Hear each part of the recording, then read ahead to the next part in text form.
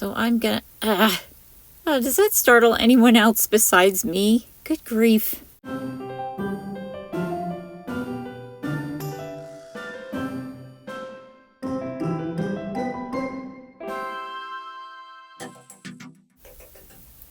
Hey guys, how's everyone doing this week? Hopefully really well. So today I'm going to show you how to make this gorgeous rainbow blue labradorite bead bracelet with silver S-links. I think this is just a gorgeous bracelet. I love the rainbow blue labradorite beads. As you can see, they get this little blue glow or luminescent effect. It's just really beautiful.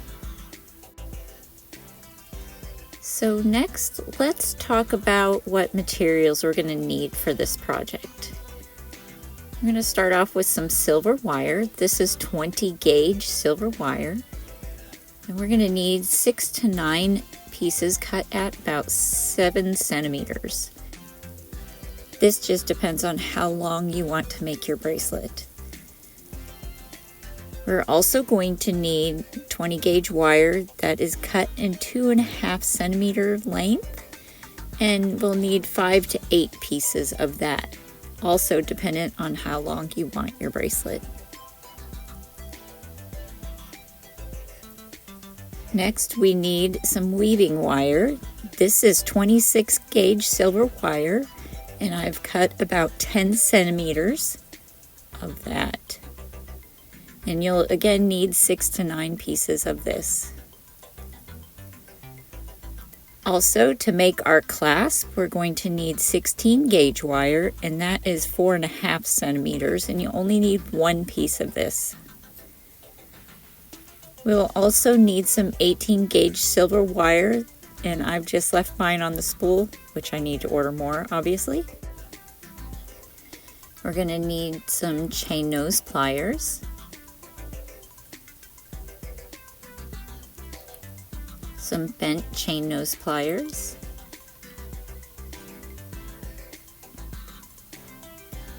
a round nose plier, and a flush cutter. It's called a flush cutter because it has this flat edge. A cup burr, which rounds the ends of your wires over. You can use a cup burr, but if you don't have one, you can also just use a file. And various mandrels. So as you can see here, I'm using crochet hooks. This one's a 5.5 millimeter width one. And then my other crochet hook is a 3.5 millimeter. And then this last one is a knitting needle that broke many years ago, and it's a 4.5 millimeter, and I use that quite often for jump rings. You'll also need this chasing hammer and this bench block, or a bench block. And last but definitely not least is this blue rainbow labradorite bead. This is a 6 millimeter bead, and it's just gorgeous. You can see that blue light in there, or that blue luminescence, or that flash that you see in the bead. It's so pretty. So let's get started on this project. This is one of my S-links that I had previously made to show you guys what it looks like. As you can see, there's the S-link, but it has a little twist to it with little spirals on the ends, which I really like. So we're going to take some of that 20 gauge 7 centimeter cut wire, and we're going to start this S-link. So as you can see here, there is a swirl at one end, and then there's a swirl at the other end. So that's what we're going to start off with when making these links, is the little swirls. So taking my round nose pliers, I'm going to grab a hold at the very end with the very tip of my round nose pliers, trying to make the smallest of little tiny loops. So it all depends on what size round nose pliers you're using as to how small you can make that loop. So as you can see here, we've got a loop on the left side facing down, and now we're going to make a loop on the right side that faces up. So with my round nose pliers, I'm again going to grab the very end of the wire with the very tip of my round nose pliers and wrap that wire as snug as possible around the tip of the pliers until we form a little loop. And so here you can see I've got a loop on the left side that's at the bottom of the wire and a loop on the right side that's on top. So they're opposite of each other. So now I'm going to grab my chain nose pliers and I'm going to grab the loop at the base of the jaw of the plier because this is the tightest part of your pliers and will hold on the best without a bunch of slippage.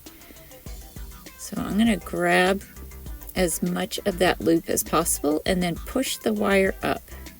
So here you can see I'm going to grab right up close to it and then push that wire up.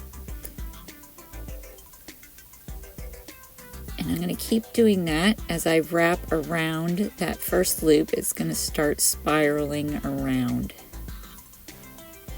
And then I'm going to go around until I get a total of 2 wraps around. So you can see the bottom, the tail of that loop is right on top of where the wire comes out of the spiral, or it's pointing at it. So here we're going to do it again. We're going to wrap around so we have 2 total rotations. So we're basically wrapping this second rotation around because the first rotation was your loop, and then this is the wrap around that loop. And we'll stop when the tail of that loop is pointed down at the wire that is coming out of your spiral, like it is right here. And there you can see I've got both the spirals done. So now we're going to make the S part of the link. So here you can see you've got S part here and here. So it makes like a little squished S.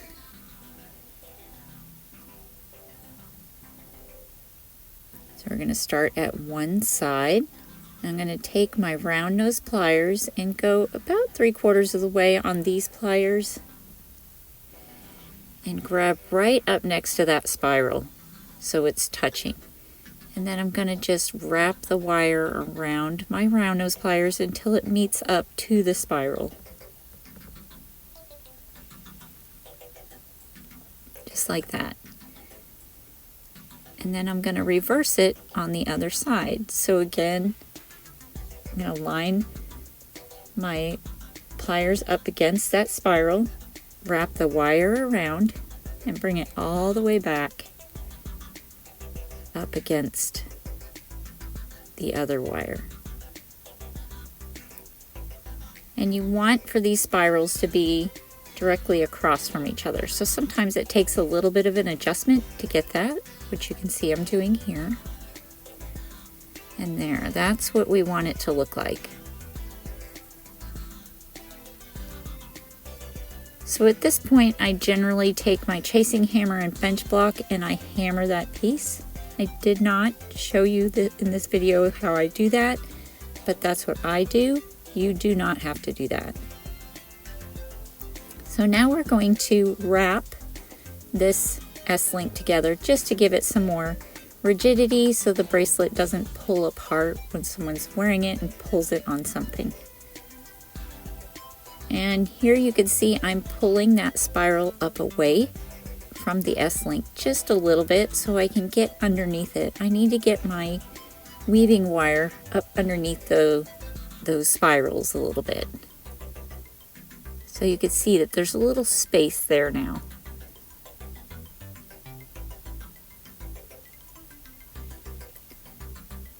So now I'm going to grab my weaving wire and I'm going to take the end and wrap it behind my piece like this. And I'm going to wrap around 3 times around that top wire, the topmost wire of this S-link. So there's 1, 2,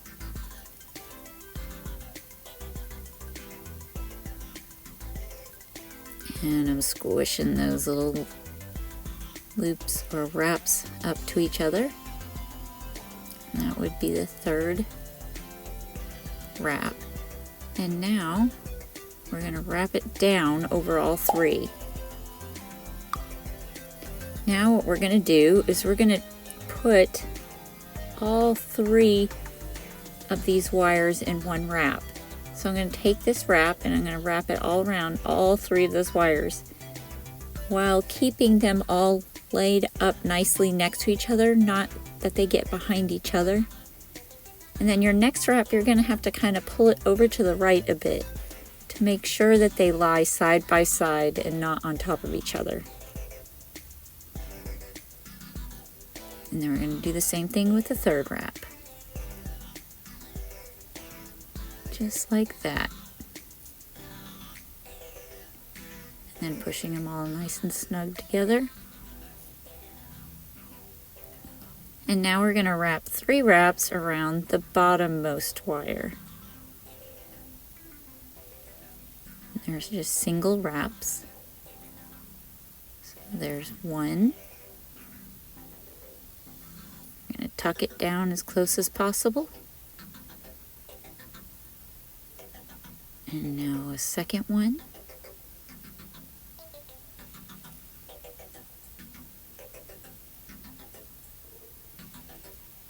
And the 3rd one.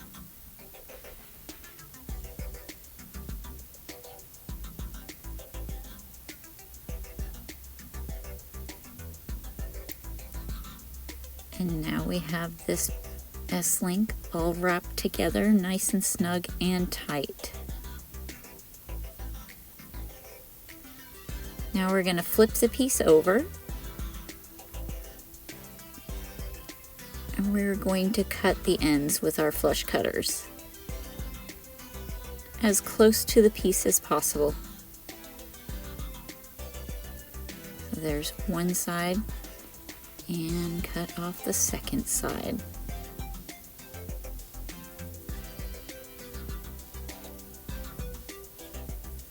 Now, as you can see here, you can see those little ends of those wires are poking up right there.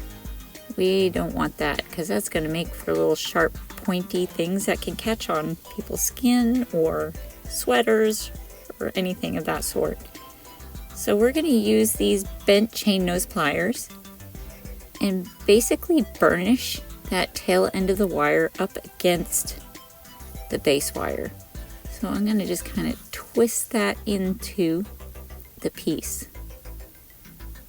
It just needs just a little bit more, so I'm going to do it one more time. And there you can see that piece is burnished down in there. And then there's the other side.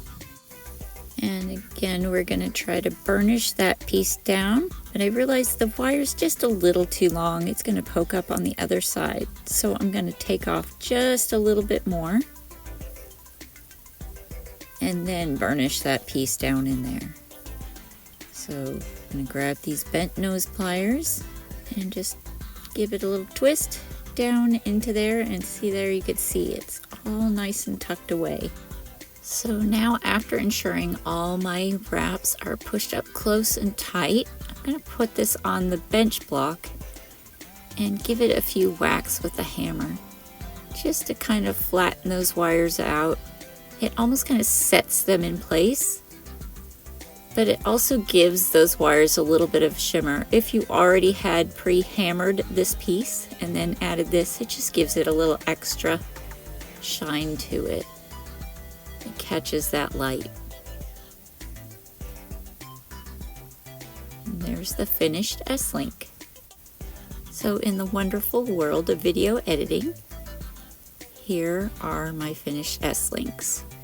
I have 8 pieces here. I think I end up just using 7 in total. So here is the bead link that we're going to be making next. You don't have to use the bead I'm using. You can use whatever type of bead you like. I just really like these rainbow blue Labradorite beads. They're just gorgeous. So now grabbing my 2.5 centimeter 20 gauge wire. So I'm gonna, does that startle anyone else besides me? Good grief. Okay, so where was I? We're gonna make a loop at the end of this 20 gauge 2.5 centimeter wire. Like this. And we're gonna bend that loop straight up onto the top of this wire,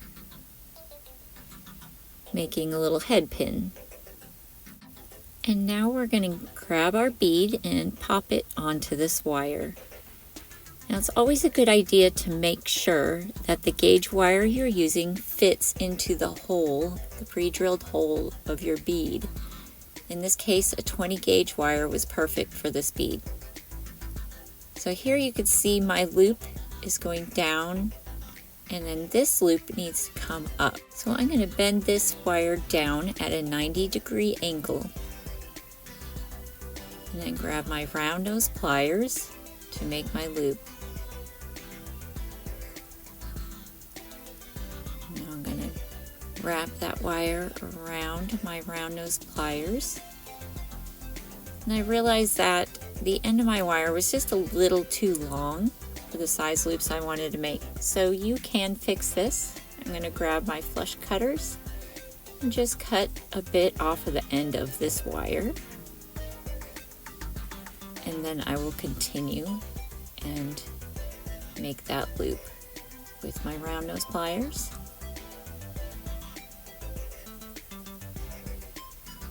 I'm sorry, I'm drifting off out of screen there. And I'm going to adjust with my chain nose pliers to get it back even there, and then pull it back together once again. And then there we have it. My bead link is now complete. So again, with the wonderful world of video editing, here are my finished beads. I have 7 beads here ready to go.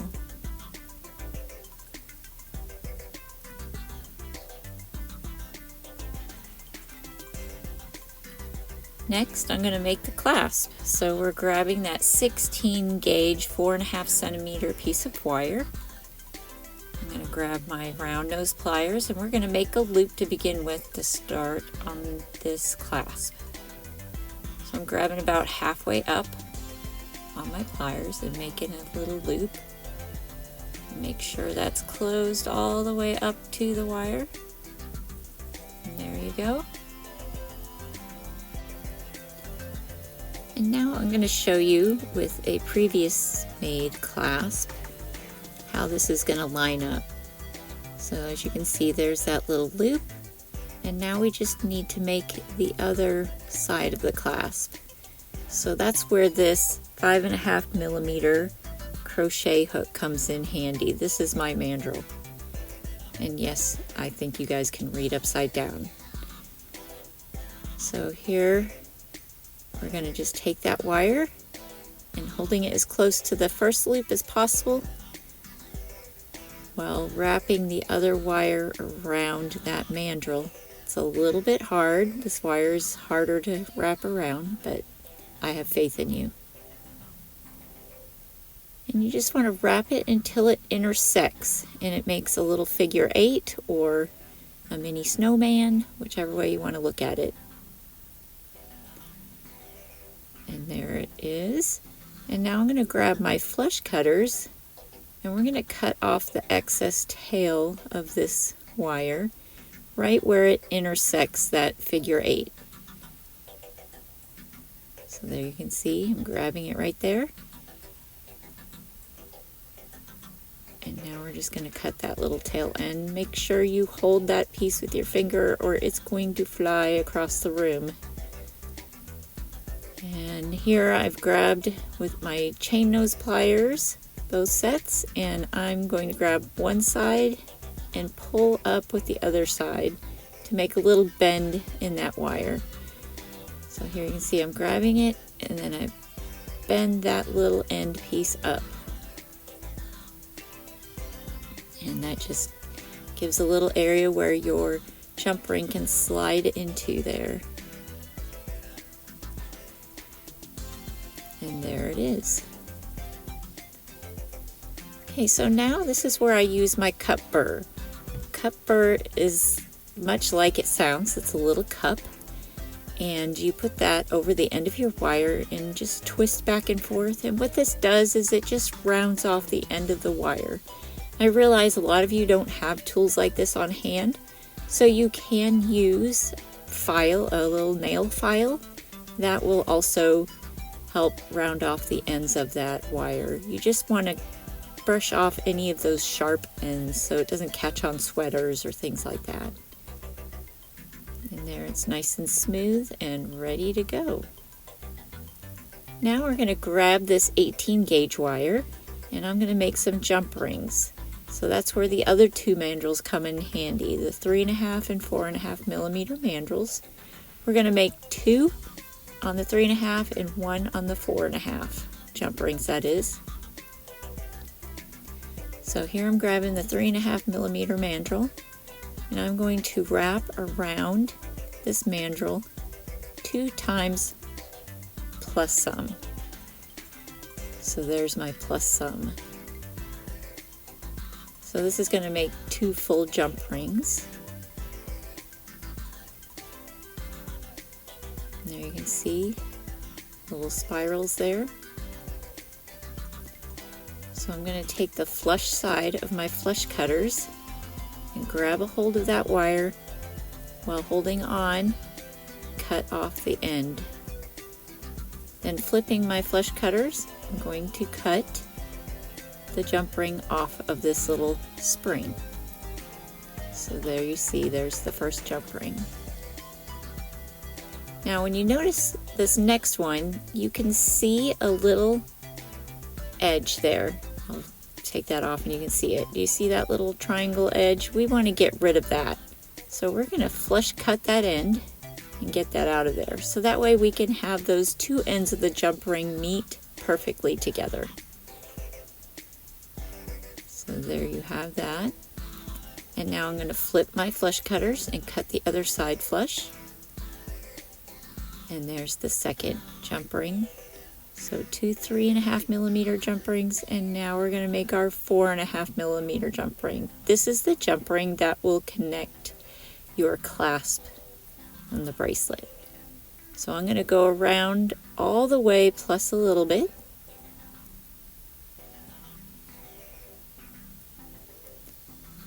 And then I'm going to cut these exactly like, or this one exactly like I did the last 2. Flush cut the one side, and then flip my flush cutters and cut the other side. Now some of you may have noticed that jump ring was not very round. I went ahead and redid it for later on in this video. But here I had lost some of my footage, so I've already put a lot of the bracelet together. But here I'm showing you that I've opened one end of that bead link by twisting the end open.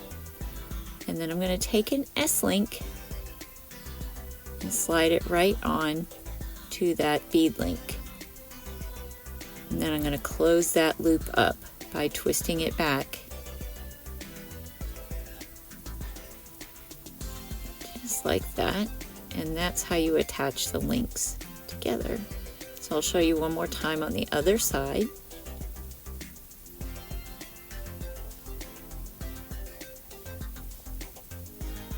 So here's your bead link.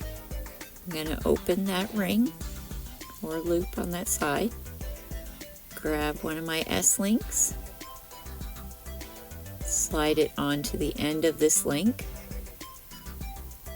I like to make sure that my S-links are all facing the right direction. And then close that little loop off on the end of the bead link. And there it is all together. Isn't that just gorgeous? Alright, so now on to the next step, which is attaching the little jump rings. So we're going to start with the little 3.5mm jump rings. There are 2 of them, so one on each side of the bracelet. On one of the 3.5mm jump rings, you'll put your bracelet and then the little clasp.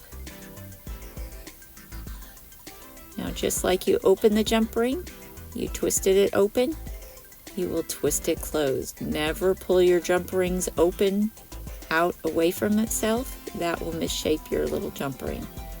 If you want them to stay nice and round, you have to twist them open and then twist them closed.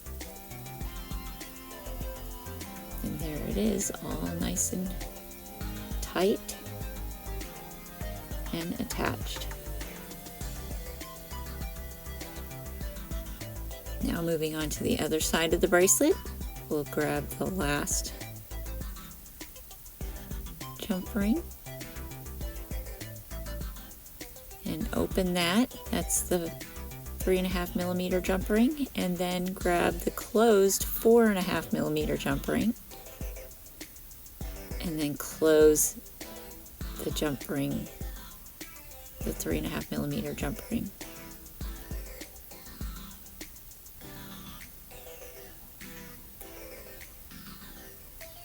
And there it is, all nice and closed up. And there we have the finished bracelet.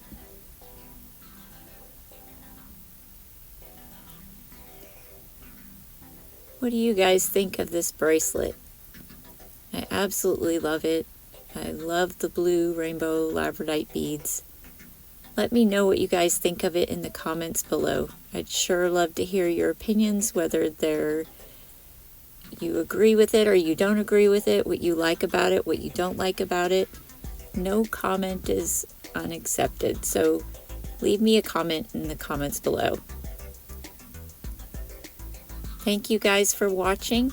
If you liked this video, I sure would appreciate a like on this video. Also, if you want to see more like this, please subscribe. Thank you very much, guys. We'll see you next time.